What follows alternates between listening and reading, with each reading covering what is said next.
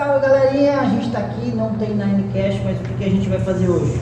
A gente vai fazer um review, a gente vai reprisar algumas coisinhas que a gente abordou do Ninecast. Então é o review do Ninecast primeira temporada. Quem não me conhece, eu sou o coach Andrezinho, sou sócio proprietário da Nine, também nos treinadores, e a gente participou dessa primeira temporada do Ninecast. Junto comigo tem o Coach Luiz Rocha, sou coordenador do treinamento funcional aqui da Nine.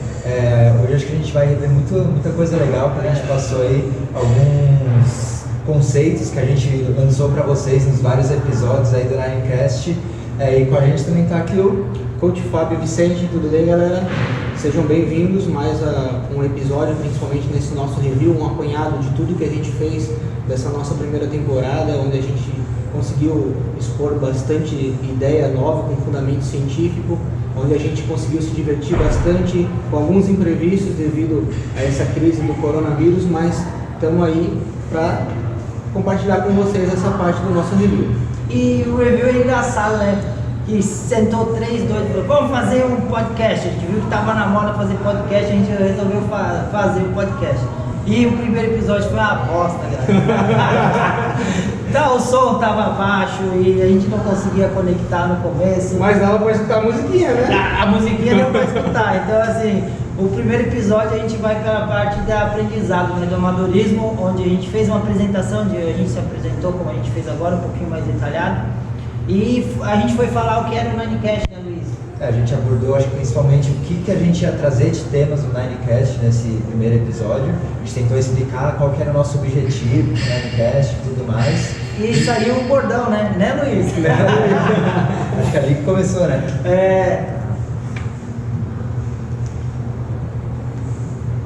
O que foi? Tá cortando. Corta essa parte. O que tá cortando? O vídeo. Tá ficando colorido. Deixa eu ver o celular aqui. Aí nós vamos ter que editar tudo, tava tão legal. Ele parou. Ele tá piscando colorido. Não parou. Agora não tá mais, mas ele deu uma piscada assim de colorido cortando. Sabe cortando a imagem assim? Às vezes deve ser só da conexão Da conexão. da GoPro do celular. Cortando e iniciando de novo ou deixando Acho que deve dar pra continuar. Depois continua, Dá pra né? digitar e grudar. Digita. Galera, a gente tendo erro em gravar um vídeo hoje. Aí, deu pau, isso que não subiu, tem um estagiário ali sempre que fazer alguma coisa, né? O estagiário já achou que é problema, nós estamos tentando gravar. Ah, é porque já sei por que tá acontecendo isso. A caixa tava balançando e quando ele balança aqui, olha. Botando a mão, né, estagiário? Sabe que não, né? Não bota a mão na caixa, estagiário. Ai. Isso aí, galera, mas a gente continuando até agora no nosso primeiro vídeo de review, o que aconteceu? A gente tá no amadorismo aí, nesse ponto, aprendendo a mexer com vídeos. Mas o primeiro episódio foi isso, a gente viu as dificuldades que a gente tinha de montar o Ninecast, jogar no ar, de como vai botar upar ele no Spotify, mas foi divertido, né? E as tentativas também de gravar à distância também, né? Porque uma hora vai ser preciso.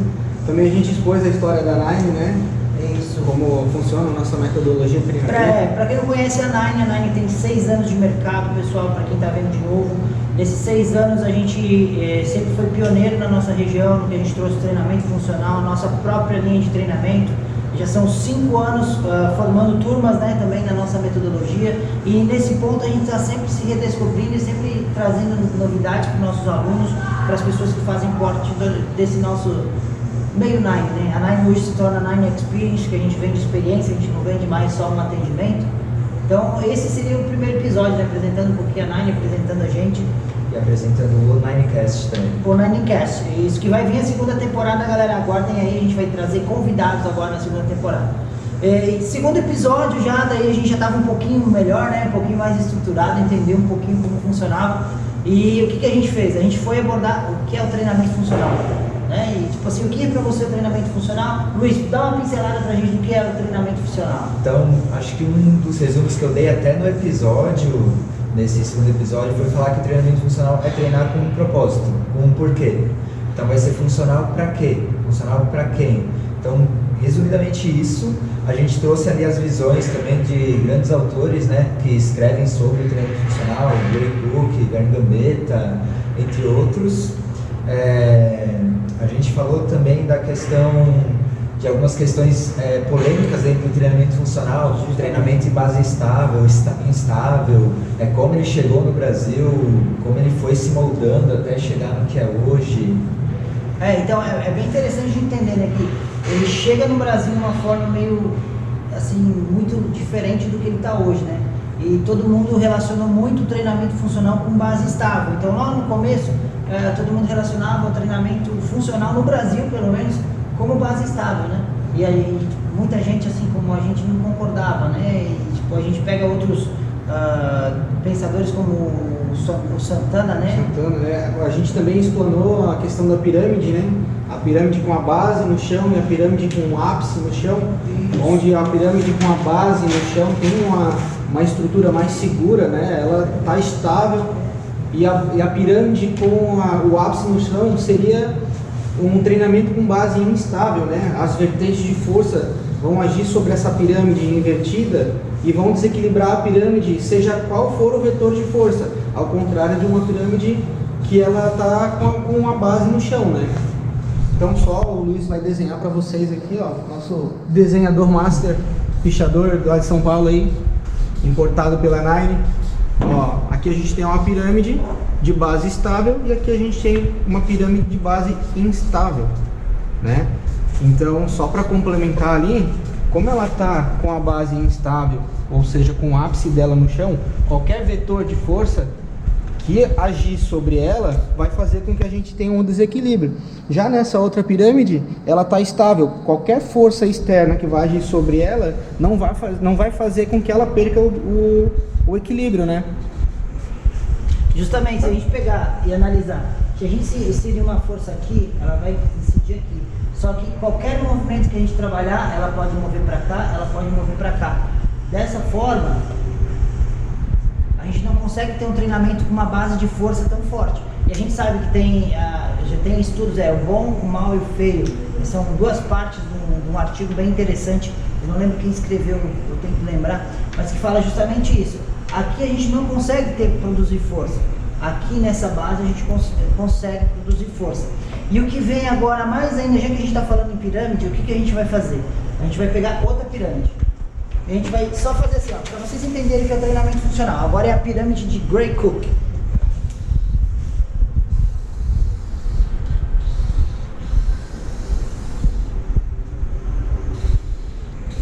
Vocês podem ver, a gente está fazendo uma pirâmide um pouquinho diferente, que ela vai seguir num formato, que a gente consegue explicar melhor para vocês, segundo o Gray Cook.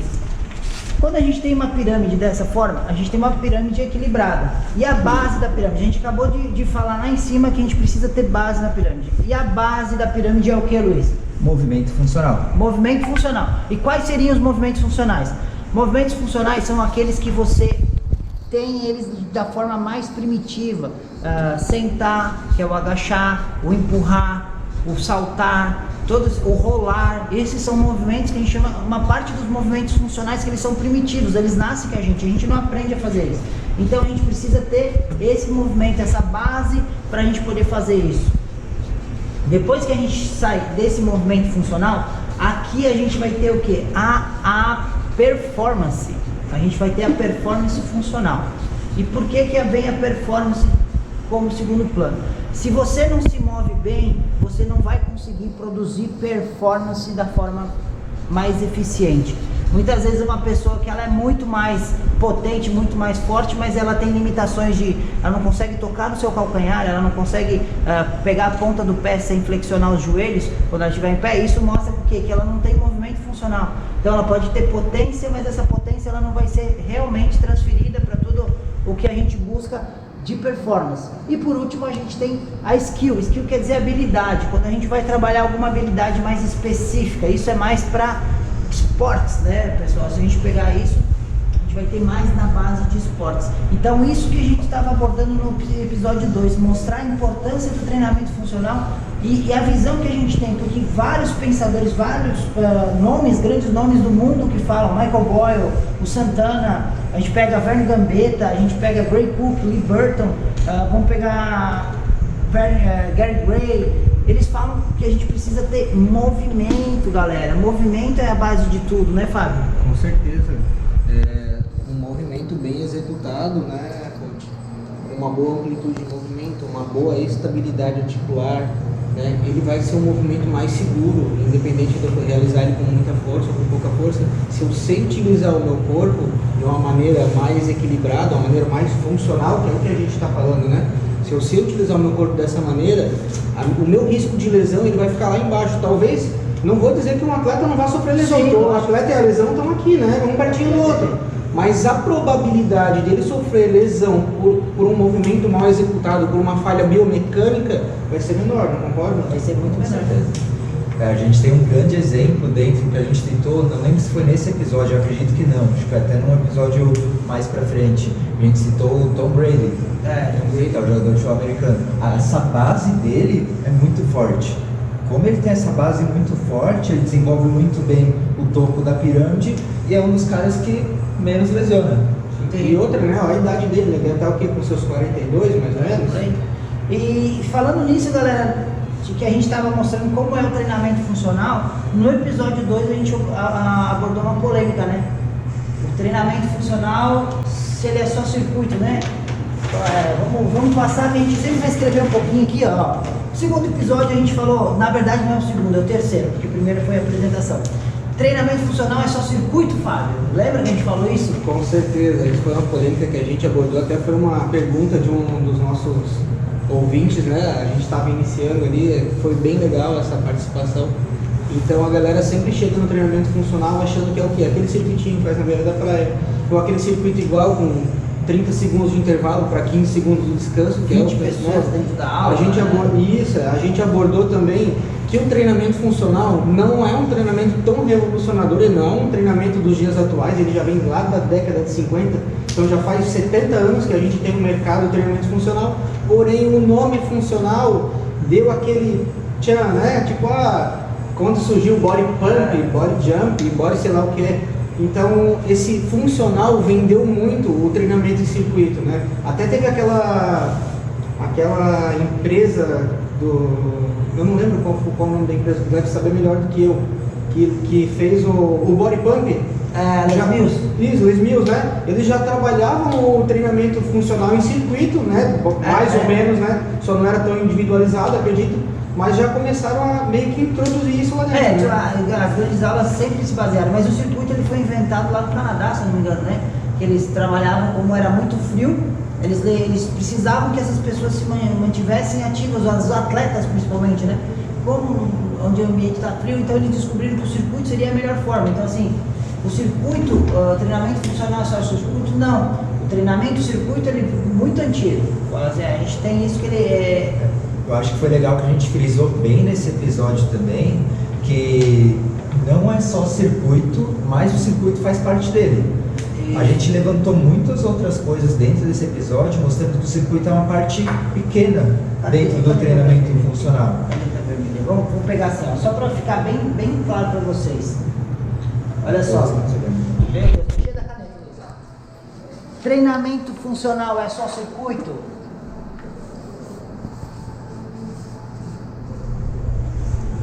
Não. E agora sim, mas o circuito faz parte do treinamento funcional? Sim, ele faz parte.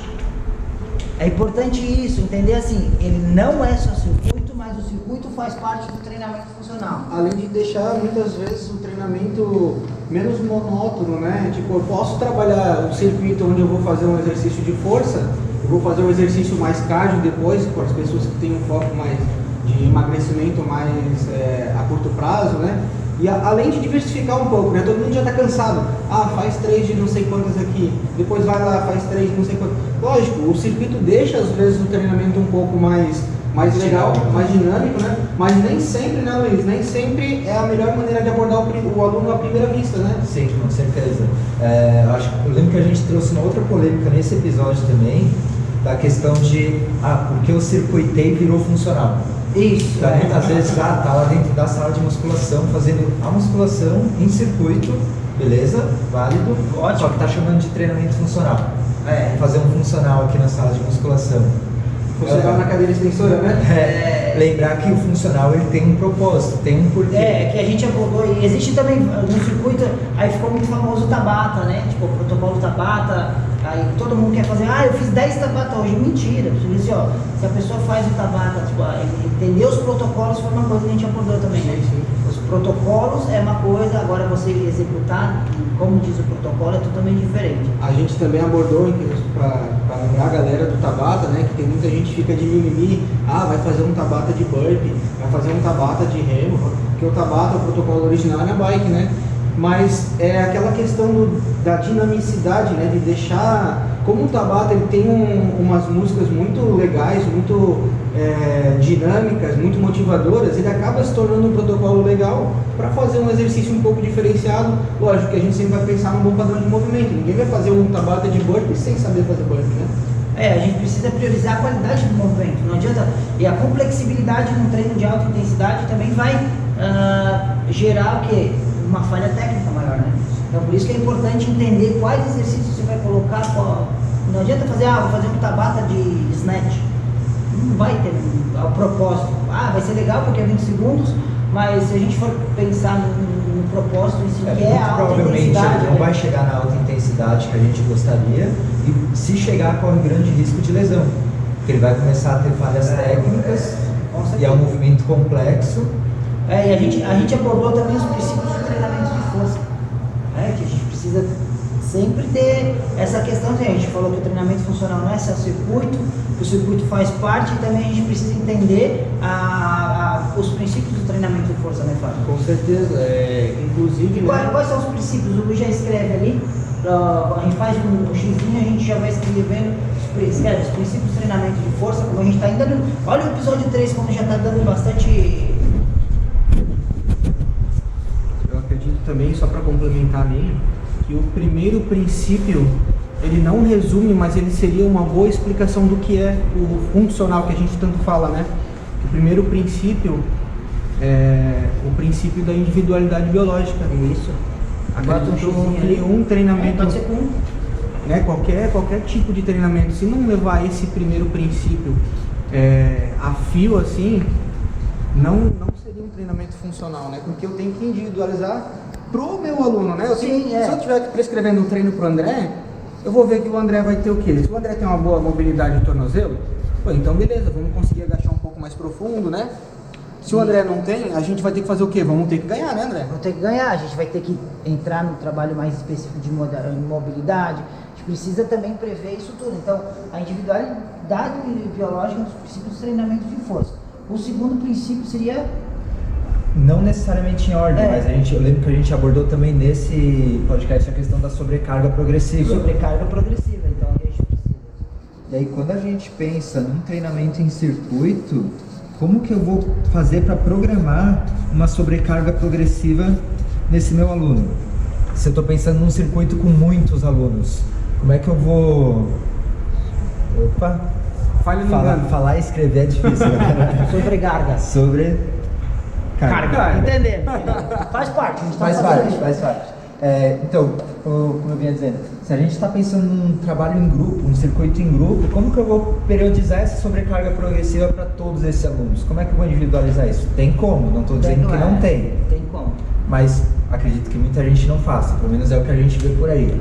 Eu lembro que a gente comentou até de funcional na praia, né? Funcional na praia, a gente não é contra o treinamento, mas não deveria se chamar um funcional na praia, poderia ser um circuito metabólico, bootcamp, mas treinamento funcional é um pouquinho mais complicado, entendeu, pessoal? Até porque a gente também abordou bastante a questão dos padrões de movimento na praia, né? Alguns padrões sempre acabam ficando esquecidos ou em déficit, né, nesse tipo de treinamento, né? A gente tem mais algum princípio pra gente estar lembrando? Dentro desse daqui, eu lembro que a gente falou de um, que a gente citou em vários outros podcasts também, que é o da especificidade. Especificidade, a gente precisa entender para quê, para quem e quando aplicar. Isso que é interessante, ó. Isso no episódio 3 que a gente teve, que foi bem legal, e depois a gente foi... Os assuntos foram indo, ó. A gente chegou agora no episódio 4, onde a gente quis tocar um pouquinho com o profissional de educação física, né? O episódio 4 foi que a gente falou assim, por que o treinamento funcional revolucionou o atendimento, né? Por que pá, mudou tudo, né? A gente, tipo assim, o treinamento funcional, como a gente sai das máquinas, então o professor precisa ter muito mais propriedade no que ele vai falar, ele precisa também ter segurança, né? Propriedade, segurança, e sempre proporcionar novas experiências para o cliente. E é isso que a gente queria falar, né? Que da importância de atender o cliente, por isso que a gente revolucionou, né? A gente falou também sobre ser autoridade, né? E como ser autoridade, né? Saber o que está falando, ter propriedade, porque hoje em dia a gente tem muita ação da mídia, seja mídias sociais, seja a própria televisão, onde a informação é muito deturpada, ela é muito crua, né? Então, tipo, vai muito do entendimento das pessoas, onde muitas vezes a pessoa não acaba por entender a mensagem real, ou às vezes as mensagens falsas são muito reais, né? A pessoa expõe aquilo com uma certeza, com uma realidade, que acaba virando uma coisa meio defasada, né? Isso, e assim, ó, o que é importante a pessoa saber que o treinamento funcional ele revolucionou. Escreve aí, Luiz. Primeira coisa que ele falou assim, ó, vamos falar recentemente. As turmas são menores. Bota ali, o treino ele não é personalizado, é um treino individualizado. Então assim, ó, o que o treinamento funcional revolucionou o atendimento, né? Dá pra até fazer uns frufruzinho aqui, ó. Frufruzinho. Galera, por que ele revolucionou o atendimento? As turmas são reduzidas, né? Os professores devem ter um conhecimento muito grande da modalidade, ter propriedade do que a gente fala, tipo assim, conhecimento do treinamento funcional de verdade, não treinamento circuito, porque o mercado vai ser seletivo com essa pessoa. Então assim, a gente precisa ter o quê? Profissional capacitado, é isso aí, capacitado.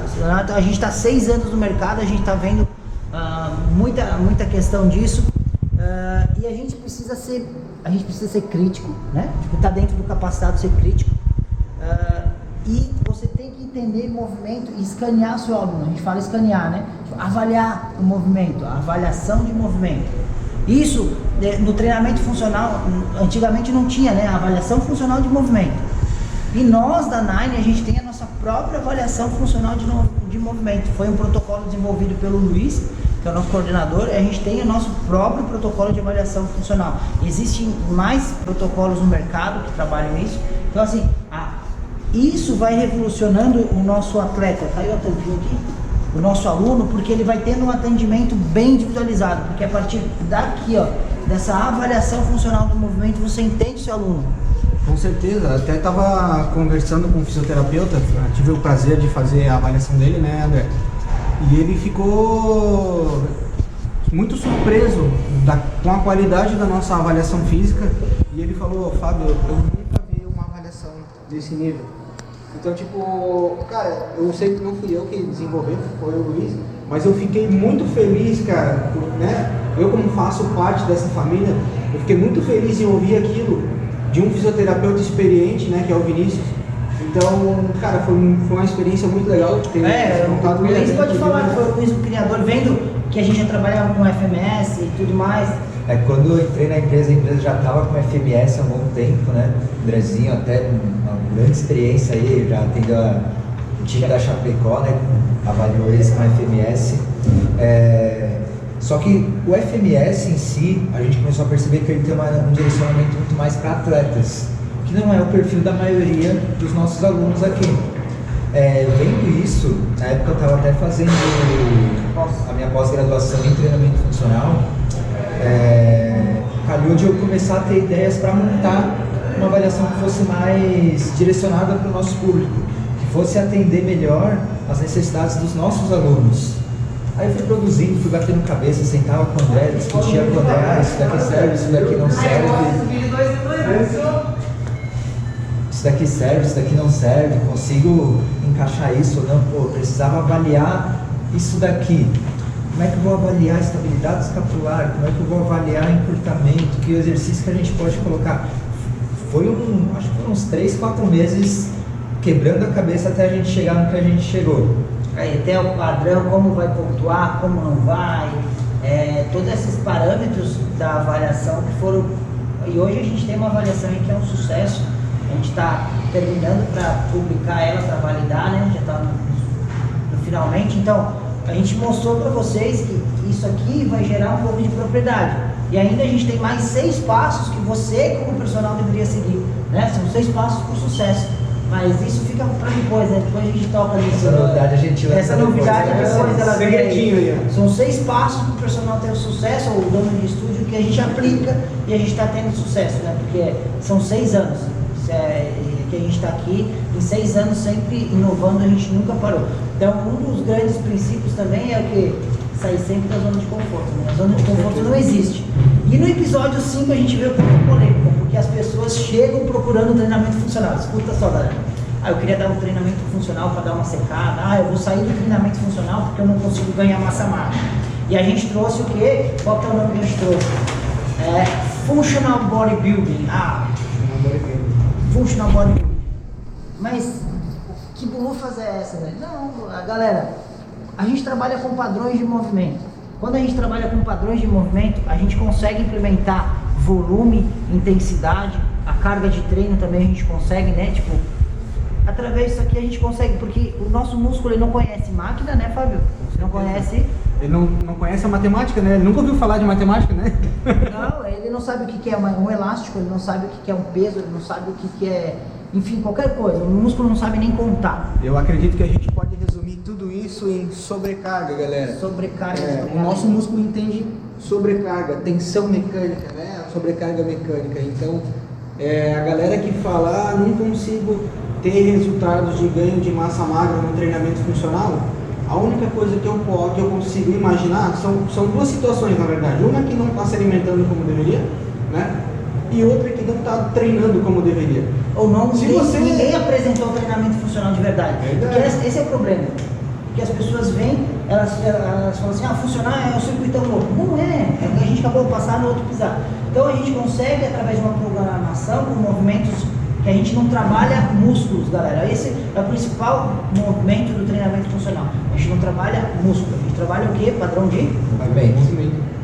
E através desse padrão de movimento a gente consegue fazer... A gente consegue gerar justamente o estresse mecânico, no caso a sobrecarga, que vai resultar posteriormente em uma hipertrofia. E outra coisa que a gente falou também para complementar tudo isso é que a gente bateu bastante na tecla da questão de um bom padrão de movimento para poder amplificar a qualidade do meu resultado de hipertrofia, né? Isso. A gente falou bastante em amplitude de movimento, em padrão correto de movimento, estabilização das articulações, né? Isso. Mobilidade. E nesse review, o Luiz vai escrever ali para você que vai ver depois esse vídeo, que é o seguinte: treinamento funcional dá para ganhar massa sim.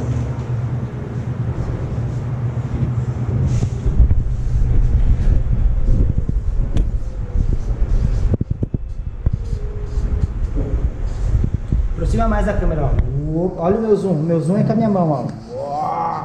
Very good.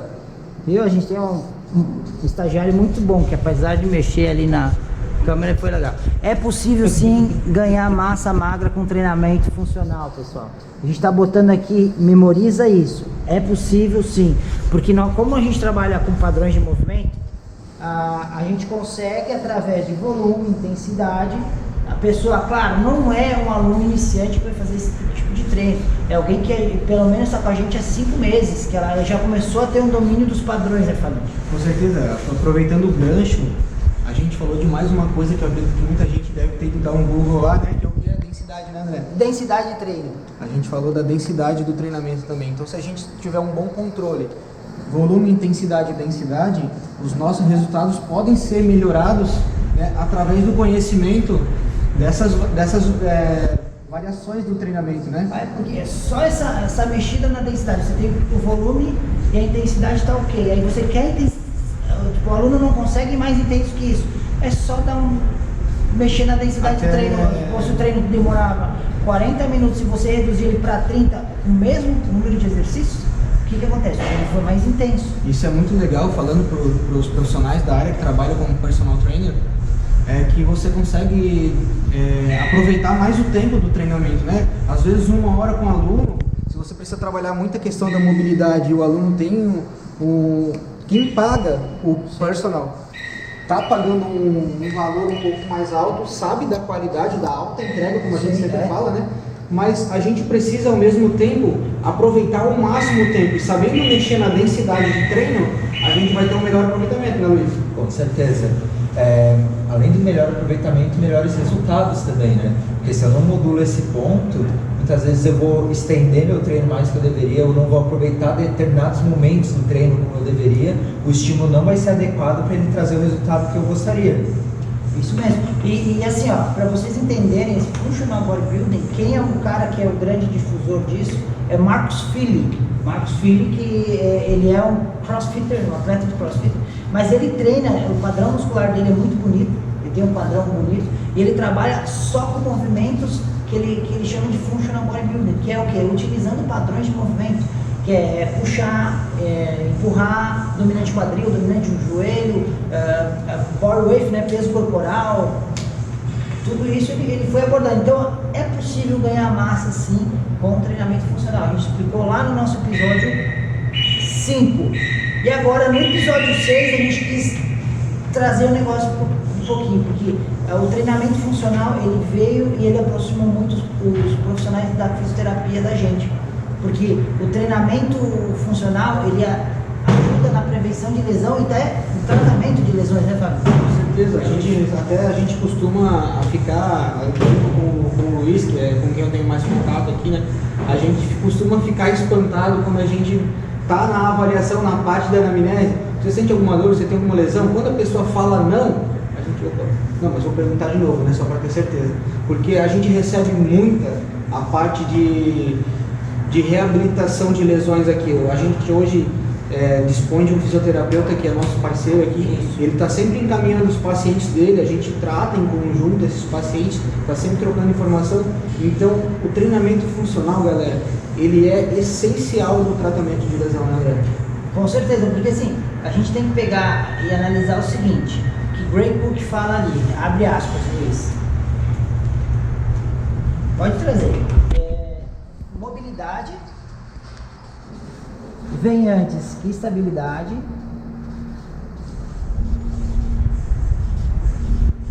e a estabilidade vem antes que o movimento. E no decorrer do nossa cotidiano, da nossa correria de vida, o que acontece? A gente vai perdendo os padrões de movimento. Aí o que acontece? A gente vai ter lesão. Se a gente fica muito sentado, a gente vai ter lesão. E se você for procurar um treinamento que não der essa atenção, o que vai acontecer? A pessoa vai se machucar. Então por isso que a gente tem que entender que isso aqui, a mobilidade vem antes de estabilidade vem antes de movimento.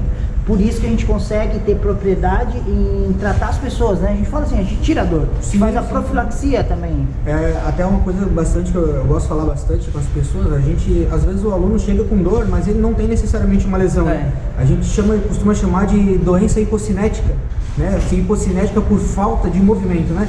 A pessoa hoje não se movimenta muito. A gente vive, a tecnologia aproxima a gente cada vez mais do sedentarismo, né?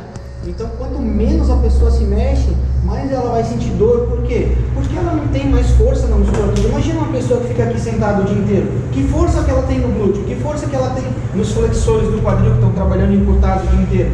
Então, essa pessoa que trabalha em escritório, ela aparece muito aqui pra gente com dor no joelho, com dor na lombar. Por quê? Quadril encurtado, né? Falta de mobilidade. Normalmente assim, ó, não é porque o seu aluno ou você está sentindo dor no joelho que o seu problema é no joelho. Sim, isso eu acho que a gente abordou muito bem também no episódio, quando a gente começou a falar das relações articulares, de funções articulares, né? Quando uma articulação está com uma função restrita, vai compensar numa próxima. E geralmente essa próxima é onde vai surgir a dor.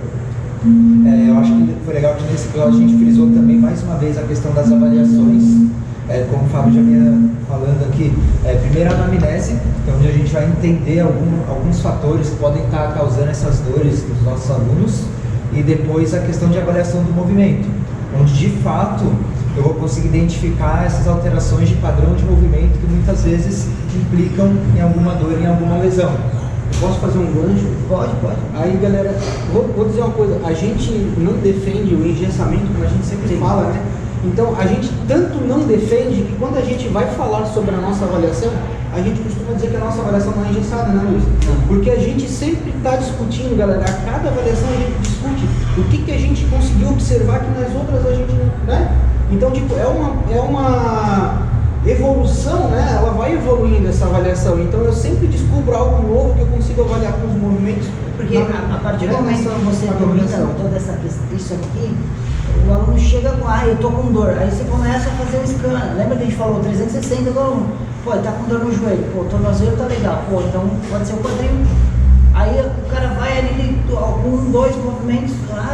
Pô, essa dor sumiu hoje, já tô bem melhor. E assim, parece, vocês acham que a gente tá falando, parece que você quer milagre? Não é, galera, é só você ter esse simples entendimento. Às vezes só soltar um ponto do gatilho, você libera, uma pessoa estava morrendo de dor na coluna, soltou com um pontinho. É batata, vamos puxar um pouquinho do ombro agora, né, que é a parte que eu mais gosto, uma das partes que eu mais gosto, cara. Liberou o elevador da escápula, 50% dos problemas já sumiram do ombro.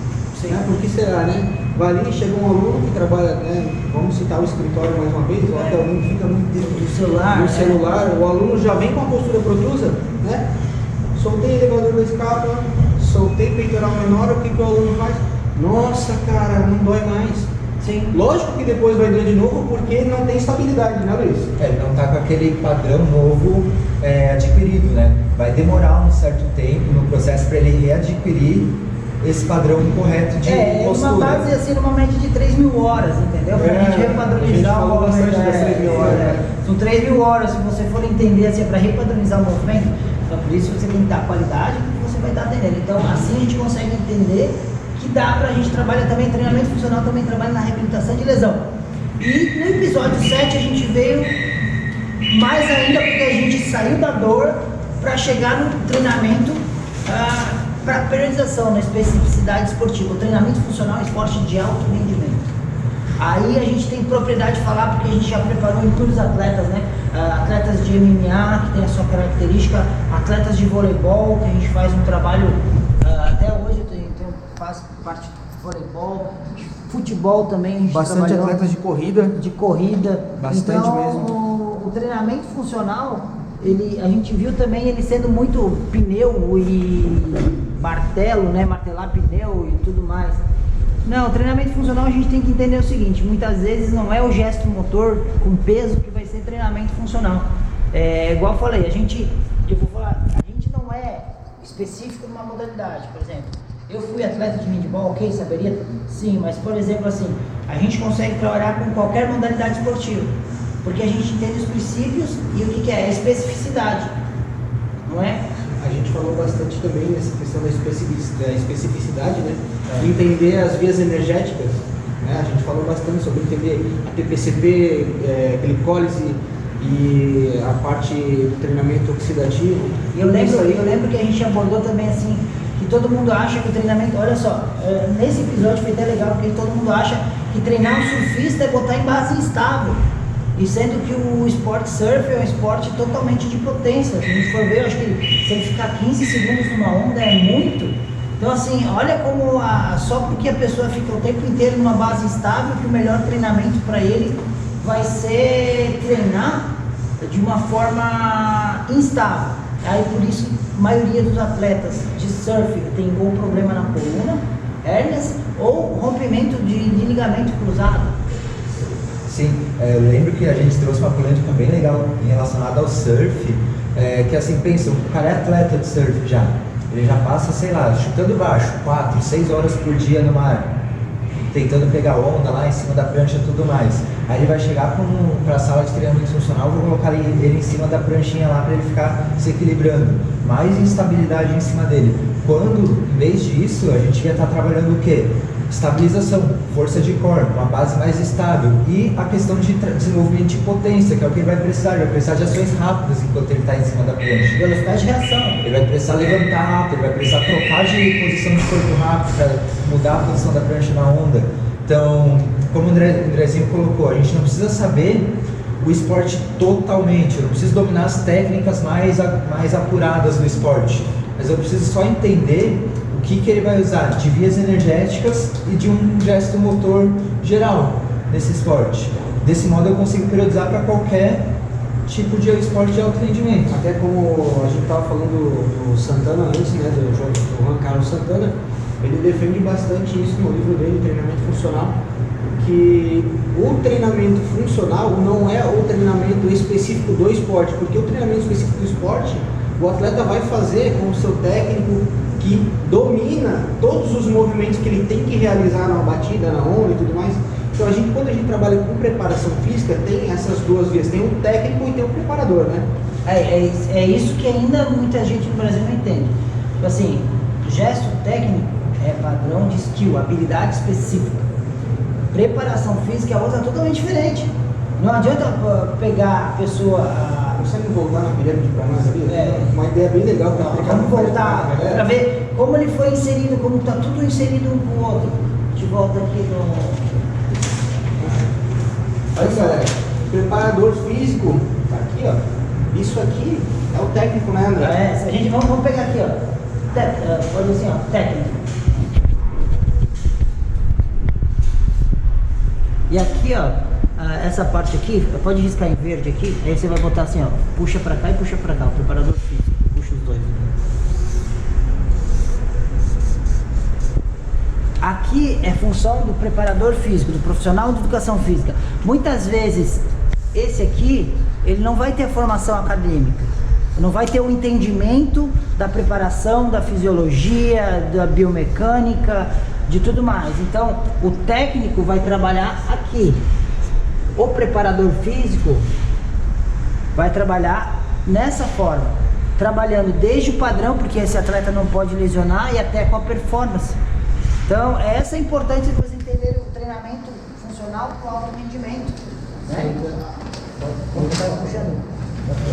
Só para complementar ali, então, galera, ali em cima, se for pegar uma pessoa como a gente, eu acredito que hoje a gente pode dizer que a gente tem pelo menos um pouquinho de conhecimento de treinamento, né?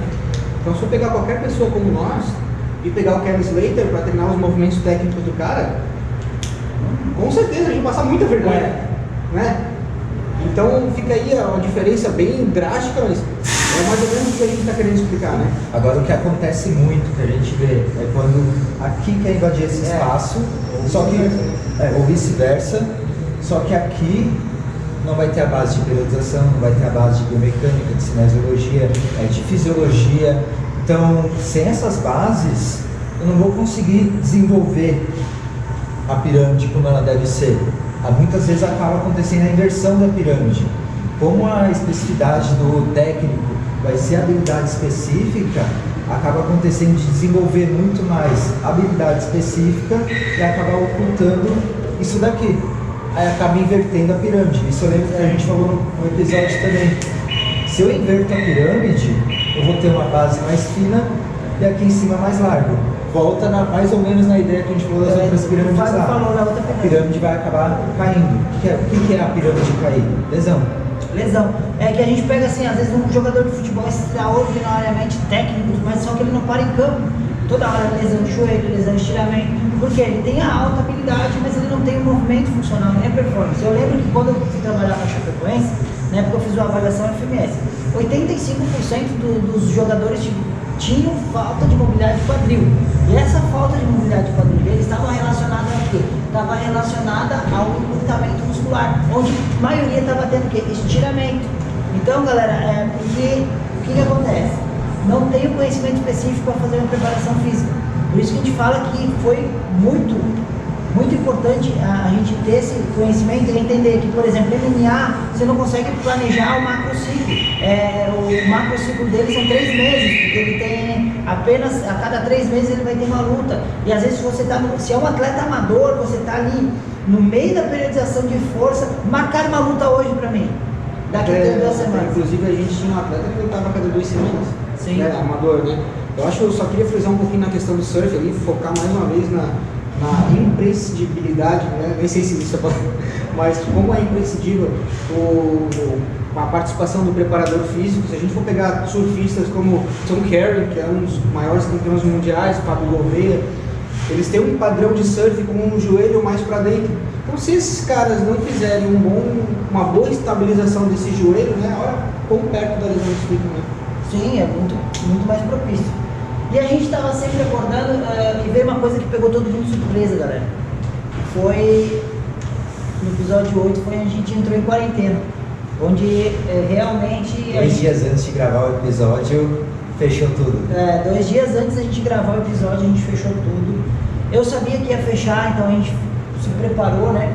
E foi importante, a gente ainda está passando por isso, medidas ainda estão mais flexíveis, mas a gente teve a medida um pouquinho mais restritiva naquele momento, né? Mas a gente tomou ações necessárias e a gente quis, nesse episódio da quarentena, falar sobre higiene, a gente falou um pouquinho, e sobre os treinos em casa, né? Hoje está muito em moda você fazer o seu treino em casa. E a gente sabe que o treino em casa, agora a gente vai falar com propriedade. A gente tem um termo, as pessoas desistem muito mais fácil pela falta de motivação, né? Com certeza, a gente teve a experiência, né? Ainda está tendo a experiência de passar os treinos para os nossos alunos nos grupos, né? Que a gente tem que no ainda WhatsApp, não se sente seguro. que ainda não se sente seguros, mas a questão da motivação está sendo bem falta, né? Tá em falta, na verdade, porque eles não têm ninguém para dizer vai. Né? Se eles saem de casa e chegam até aqui para treinar, tem um treinador, né? A gente costuma dizer que a gente dá, né, um treinamento extraordinário, né? A gente gosta de falar dessa palavra extraordinário. Se você quer dar um bom atendimento, você tem que ser extraordinário.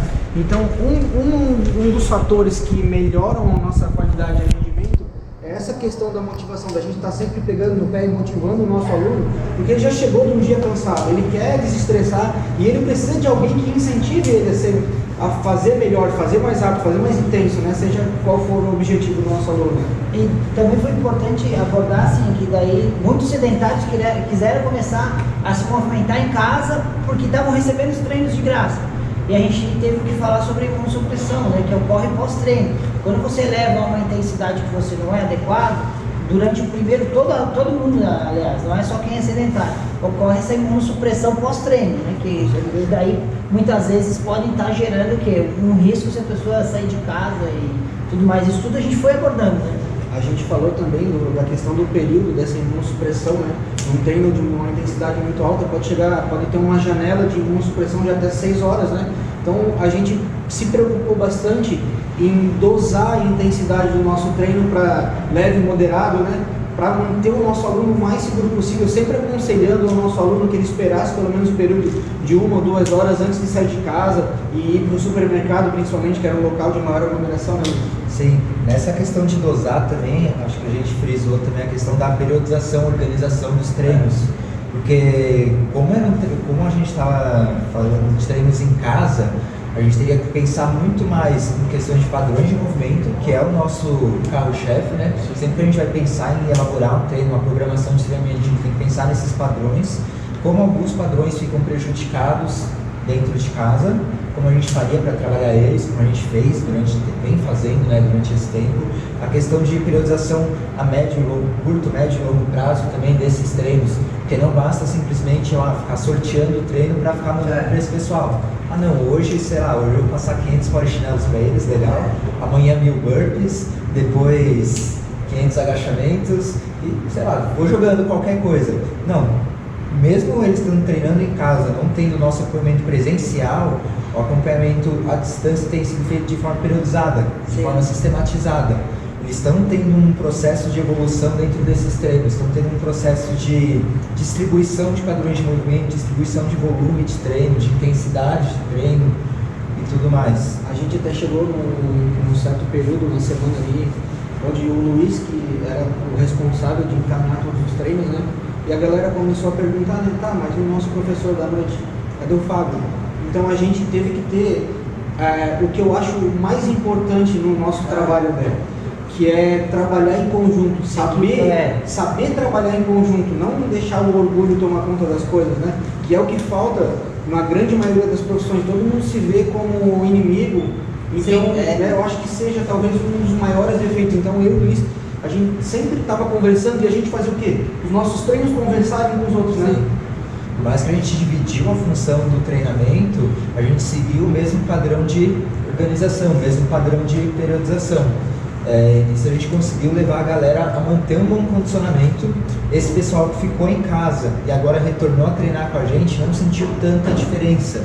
Claro, vai sentir, às vezes, numa questão de peso, pega mais peso treinando aqui em casa, Acabou não tem destreinando, tanto, né? Acabou fazendo- destreina um pouco nessa função de força, mas na o condicionamento geral se a manteve. gente pegar e olhar esse perfil que a gente ficou em quarentena, foi uma forma de fazer o destreinamento, né?